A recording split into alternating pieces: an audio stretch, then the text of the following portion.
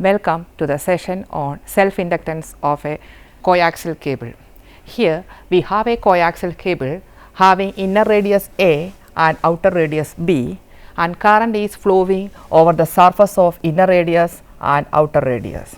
So, we have to find the self-inductance of this coaxial cable. According to Ampere's law, the field between the cylinders is given by B is equal to mu 0 I by 2 pi r phi cap, and we have to calculate the self inductance of the coaxial cable, and we have seen the expression connecting field and work done in the last two sessions, that is W is equal to half mu 0 integral B square d tau. So, from the Ampere's law we know the field between the cylinders, that is B is equal to mu 0 I by 2 pi r. So, we can easily calculate the work done per unit volume, that is work per volume. So, it is equal to half mu 0 B square, because this is the total work done. So, from that we divide by total volume. So, we will get the work per unit volume, that is 1 by 2 mu 0 times B square. Here we substitute the value of B square, that is B is equal to mu 0 I by 2 pi r. We will get the energy per unit volume, that is equal to mu 0 I square divided by 8 pi square r square. Here we have to substitute the value of B square, and we know what is B, and B square is nothing but B dot B. Both are vector. The value is given. After a simple substitution, we will get the energy per unit volume as mu 0 I square divided by 8 pi square r square. Now, we have to calculate the energy in a cylindrical shell having radius r, length L and thickness shell lies between these two cylinders, that is inner cylinder and outer cylinder, and its radius is given by r and the thickness is given by dr. So, to find the energy of the cylindrical shell having length L, radius r and thickness dr, we have to multiply this energy per unit volume with the volume of the cylindrical shell. What is the volume of a cylindrical shell? Of course, we know that volume is area times length, and here the area of this cylindrical ring is 2 pi r times dr. So, the volume of the cylindrical shell is the area of the ring times length, that is 2 pi r dr into L, that is the length of the cylindrical shell. So, we got the energy stored in the cylindrical shell of length L, radius r and thickness dr is energy per unit volume times the volume of cylindrical shell. Here 2 pi cancels, r cancels, remaining is mu 0 I square L divided by 4 pi into dr by r. And now we can find the total energy stored in the shell. To find the total energy, we have to integrate from inner radius A to outer radius B, because the shell lies between inner radius and outer radius. So, we have to integrate this expression from A to B.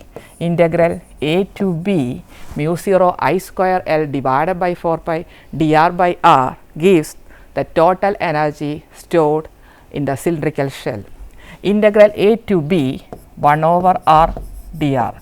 The rest of the quantities are constants. So, integral A to B 1 over r dr is ln r in the limit A to B. So, we substitute the limits. So, we will get ln B minus ln A, and we know that ln B minus ln A is equal to ln B divided by A. That is, we got the total energy stored in the cylindrical shell as W is equal to mu 0 I square L, that is this quantity, divided by 4 pi into integral of this quantity, that is ln B by A. And we have learned expression connecting W and inductance, that is half L I square. So, we can equate these two expressions and we can get the expression for L. So, here I square is common in these two terms. So, L is given by mu 0 L divided by 2 pi times ln B P by A. So, this expression gives the self inductance of a coaxial cable having inner radius A and outer radius B. Next, we can discuss the self inductance of solenoid. Solenoid is a coil of wire. Here we have a wire which is wound on a cylinder of radius r and a current is passing through this wire. So, we have to find the self inductance of this solenoid.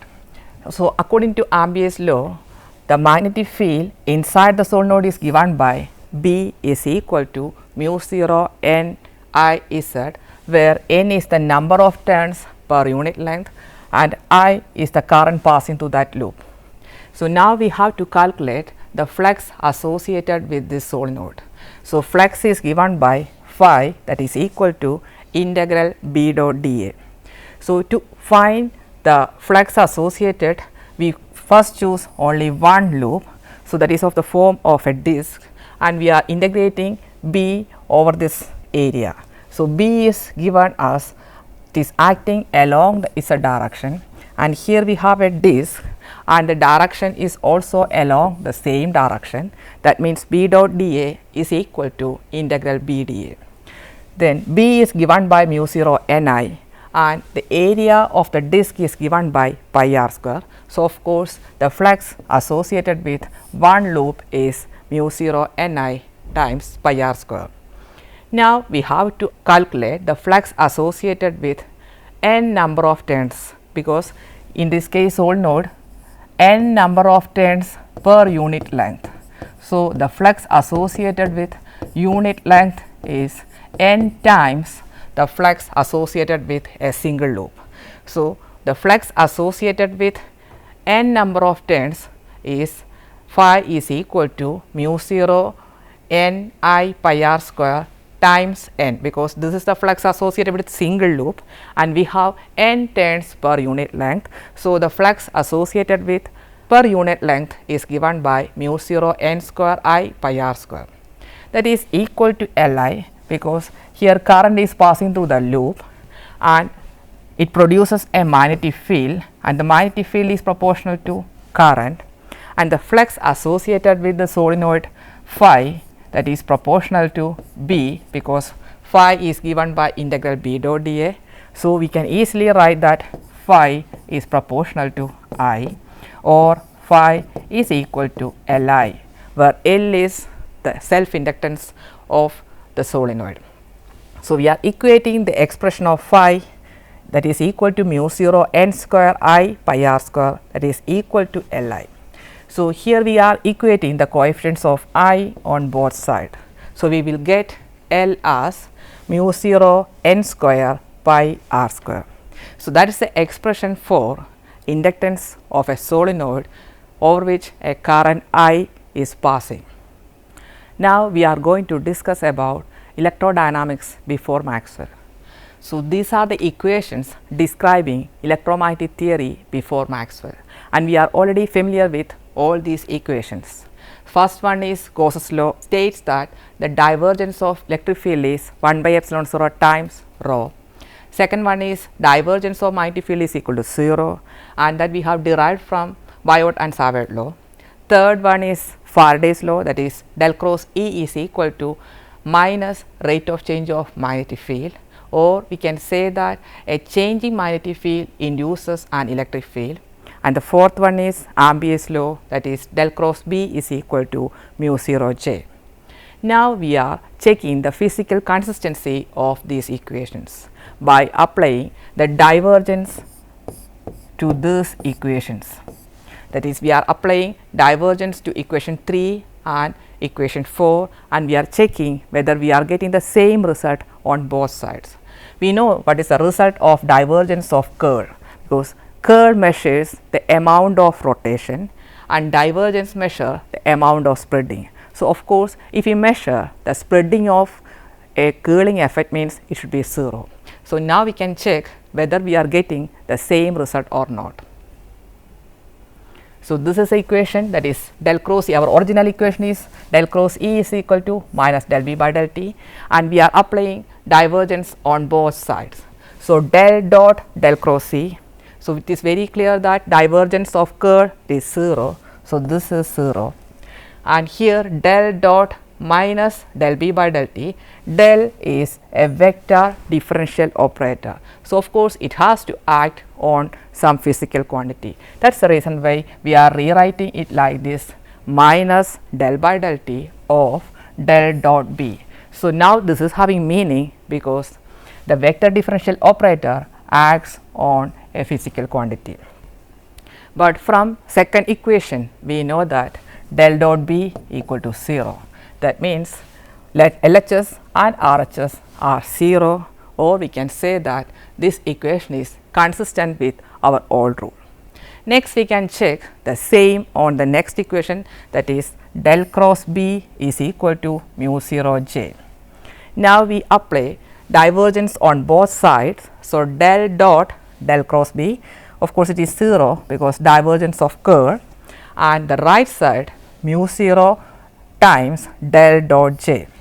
From equation of continuity we know that del dot j is equal to minus del rho by del t, and del rho by del t is 0 if rho is constant. That is, in magnetostatics rho is stationary or rho is constant. That is the reason why del rho by del t is 0. But now we are discussing with time varying fields. That means our rho is not constant, but it is a function of position and time. That means the current density is not constant, it is varying with respect to time. That means del rho by del t is not equal to 0, or del dot j not equal to 0. That means this side, that is right side, not equal to 0, but the left side equal to 0.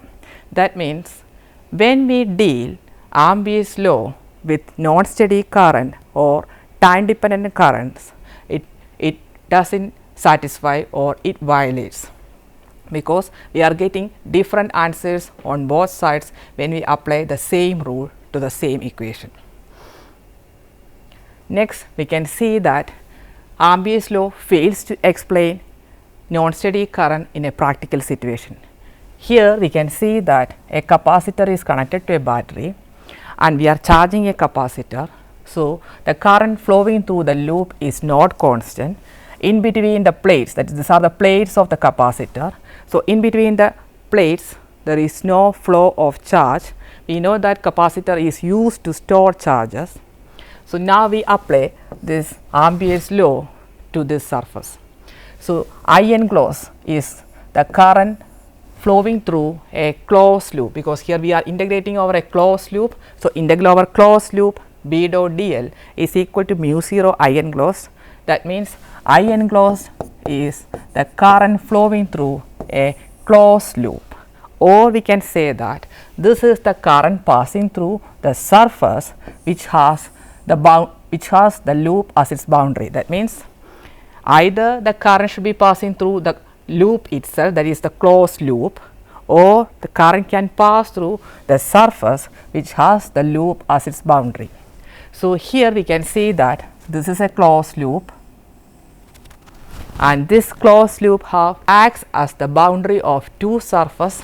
One is this flat surface and second one is this balloon shaped surface.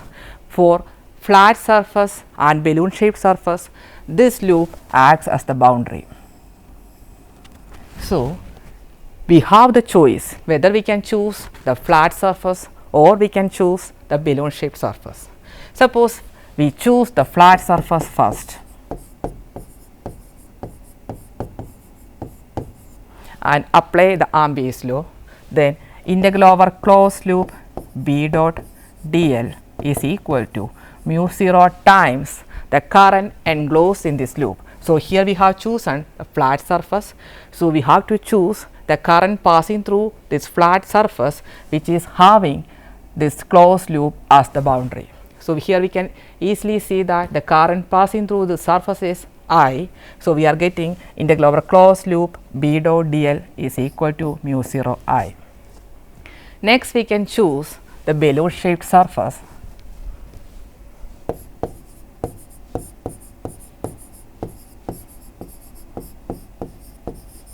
and apply the Ampere's law.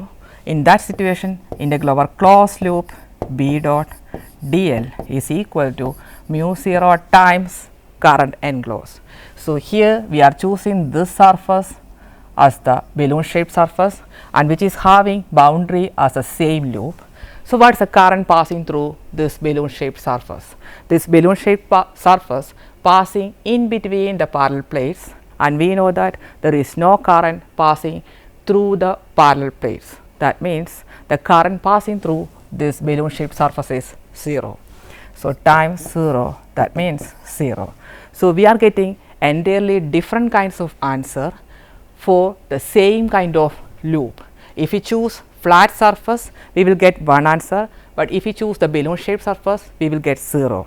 That means our notion of closed loop is not correct, we have to modify it, or the notion of Ampere's law, that is the current passing through a closed loop, is an ill defined notion to describe non-steady current.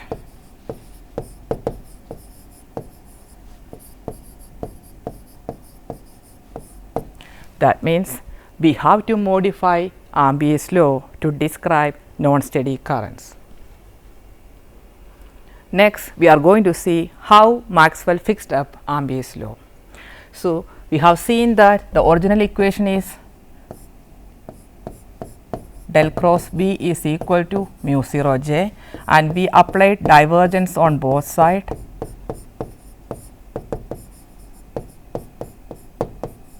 Then this side is 0, but this side is not 0 for non-steady current.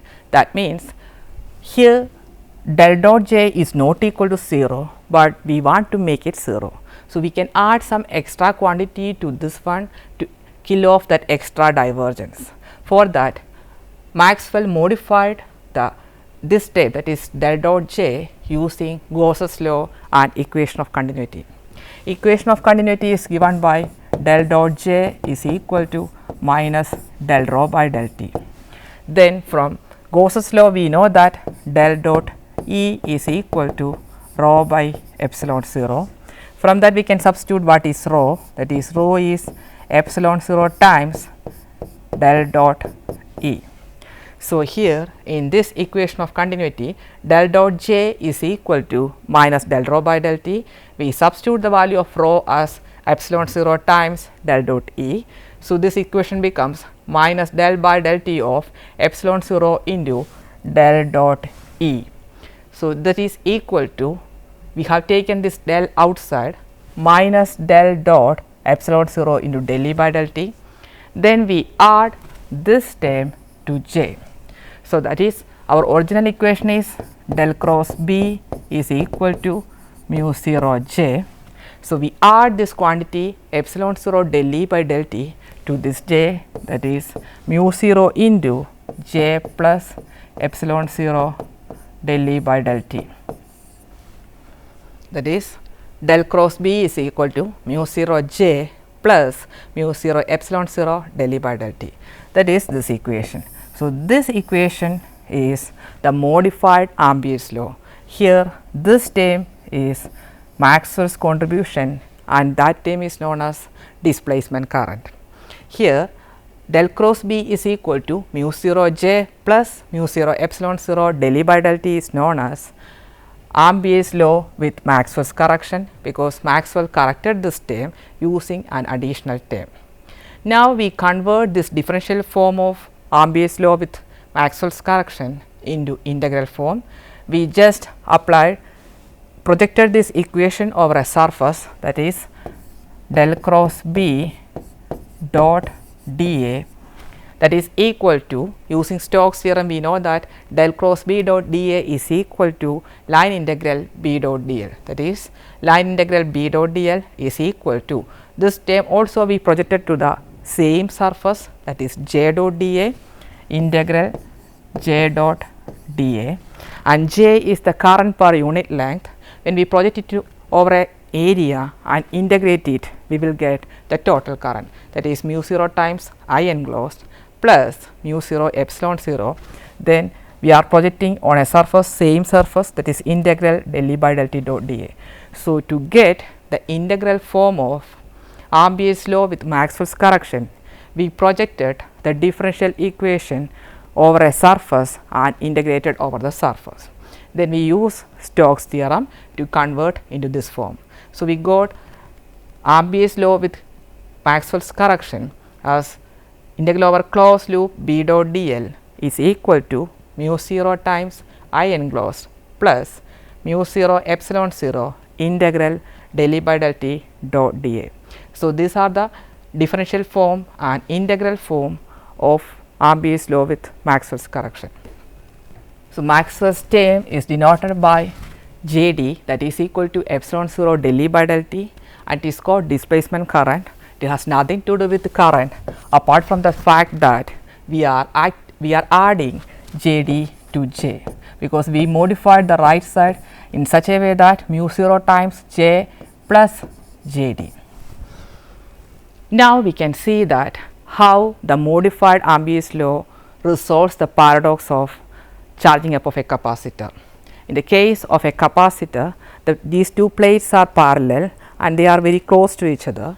Then the field between the parallel plate capacitor, this is the parallel plate capacitor, a charge q is stored in this plate and area of the plate is given by A. Then the electric field between these plates of the capacitor is given by sigma by epsilon 0, that is 1 by epsilon 0 times q by A, because sigma is the surface charge density, that is q by A. Now, we can see what happens to the modified Ampere's law for these two surfaces, because initially we have seen that when we choose flat surface and balloon shaped surface, Ampere's law gives different answer. Now, we can see whether this displacement term has corrected the problem. So, this is the integral form of modified Ampere's law. Now, we can check whether the modified Ampere's law gives the correct answer whether we choose flat surface or balloon shaped surface. For that, first we can choose the balloon shaped surface, that is this surface. So, in this case we know that I enclosed is 0. So, next we can see what is del E by del T, because I enclosed and del E by del T are the terms contributing in the modified Ampere's law. In that, I enclosed is 0 for balloon shaped surface. Now, we can see what is the expression for del E by del T. We have already seen that E is equal to 1 by epsilon 0 times q by A. So, we can write del E by del T as 1 by A epsilon 0 into del q by del T, because A is the area of the plate, that is constant forever. So, we can take it outside. So, del E by del T means 1 by A epsilon 0 into del q by del T. Del q by del T means rate of change of charge, that is nothing but current. So, del E by del T is I by A epsilon 0. So, we can substitute the value of del E by del T in this integral. So, integral del E by del T dot dA, that is integral I by A epsilon 0 dot dA. So, we are projecting I by A epsilon 0 on the surface, that is the parallel plate, and integrating over the entire area. So, we will get the total area, that is I by A epsilon 0 dot A, and both are the same direction. So, dot product will give 1, and this this A and A cancels and remaining is I by epsilon 0. Now, we can substitute the value of del E by del T dot dA, that is equal to I by epsilon 0, and the value of I enclosed in the modified equation. So, integral B dot dl is equal to, first term goes to 0 because I enclosed is 0, and plus mu 0 epsilon 0 times integral del E by del T dot dA. But we have seen that del E by del T dot dA is nothing but I by epsilon 0. That means mu 0 epsilon 0 times I by epsilon 0. So, epsilon 0 cancels, we are getting mu 0 I. So, when we choose the balloon shaped surface using modified Ampere's law, we got integral B dot dl as mu 0 I. Next, we can check what should be the answer of integral B dot dl when we choose the flat surface. So, if you choose the flat surface, we can see that I enclosed is I, and what is the electric field stored in this flat surface? Here a charge is passing or current is passing through this loop, but there is no electric field at the flat surface, that is electric field is equal to 0. So, the modified equation becomes integral B dot dl, that is equal to mu 0 I plus mu 0 epsilon 0 integral del E by del T dot dA. That second term goes to 0 because E is 0. So, del E by del T is of course 0. So, we will get integral over closed loop B dot dl is equal to mu 0 I. So, when we use modified Ampere's law, we are getting the same answer whether we are choosing flat surface or balloon shaped surface. That means Maxwell's correction term is correct and it can give the same answer for non-steady currents. Then, so the modified Ampere's law is del cross B is equal to mu 0 into J plus epsilon 0 del E by del T. Whenever the electric field does not vary with respect to time, we will get the same expression, that is del cross B is equal to mu 0 times J, that is Ampere's law itself. When the electric field does not vary with respect to time, that is the static situation, that is magnetostatic situation, because we have seen that a changing magnetic field induces an electric field. So, here this electric field is not a function of time, means the static situation. In that situation, this modified Ampere's law go back to the original form, that is del cross B is equal to mu 0 J. So, Maxwell's equations are del dot E is equal to rho by epsilon 0, del cross B is equal to 0, del cross E is equal to minus del B by del T, and del cross B is equal to mu 0 J plus mu 0 epsilon 0 del E by del T. So, together with all these equations, if we use Lorentz force also, we can describe the classical electrodynamics entirely. Even though Maxwell's contribution is only this term, that is he add a term epsilon 0 del E by del T to J and modified Ampere's law, but the entire equations are known as Maxwell's equation, just because the contribution of Maxwell's term is remarkable, because epsilon 0 del E by del T, we are able to show that wave equation satisfies for E and B. From that, we are able to show that the velocity of electromagnetic wave is equal to c.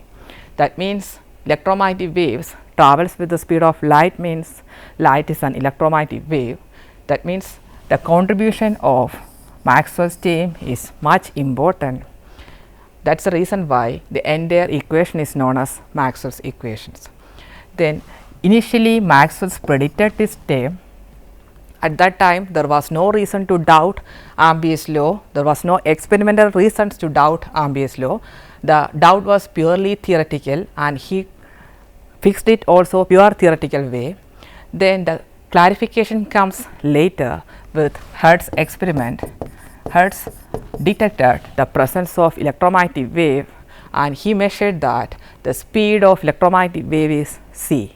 So, from that Maxwell's term got acceptance, and that is the reason why the entire equations are known as Maxwell's equation. Even though he contributed a term, it predicts or it made the history of electrodynamics into a next level. So, that is just the importance of Maxwell's term. Next we can see what happens to these Maxwell's equations in vacuum. We know that in vacuum there is no free charge or no free current. So, rho is equal to 0 and J is also equal to 0. So, Maxwell's equation becomes del dot E equal to 0, because initially it is del dot E is equal to rho by epsilon 0, but in vacuum there is no free charge density. So, that is the reason why rho equal to 0 or right side is equal to 0. Second term there is no change because it does not contains any free charge or free current density. Third term also there is no change because it does not contains rho or J. And the fourth equation initially it is del cross B is equal to mu 0 j plus mu 0 epsilon 0 del E by del T. So, this was the initial equation. In vacuum j equal to 0. So, this term goes and the remaining is del cross B is equal to mu 0 epsilon 0 del E by del T. So, what are the things we discussed today? We started with Maxwell's equation before the time of Maxwell, then we checked it for non-steady current, then we have seen that Ampere's law does not satisfy for non-steady current. Then Maxwell fixed it by adding an extra term to J, and that term is called displacement current.